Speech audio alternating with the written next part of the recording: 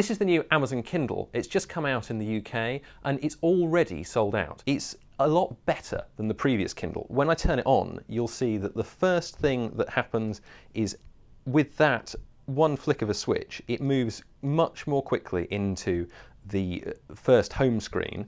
As I press the button to show you the first book that I bought, the Thousand Autumns of Jacob de Zoet by David Mitchell, then it moves quite quickly into the contents list, and it will move again quite quickly backwards and forwards between the pages.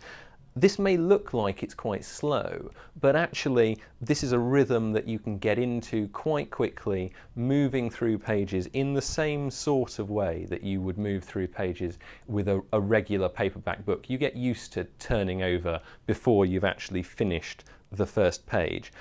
What's also impressive about the Amazon Kindle is that you can store 3,500 books on something like this. Now, obviously, I can't give you much of a sense here of 3,500 books, but it is a very slender package to be storing what's a huge amount of material.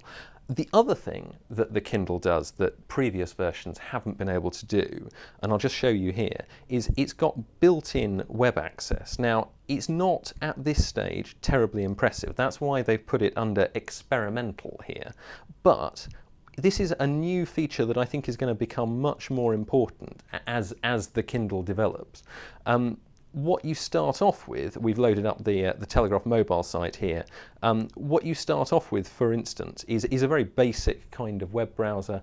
You get all of that data browsing thrown in for the same price. So it's not going to cost you any extra to check however many websites you want for however long you want.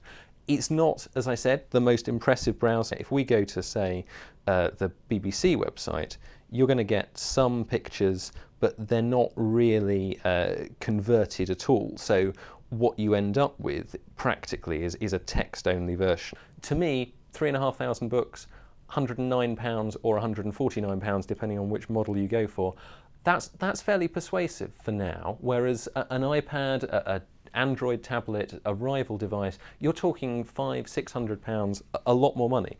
The Kindle, for now, I think this is a pretty persuasive device. If you're a fan of books, I think you're probably going to be a fan of the Amazon Kindle.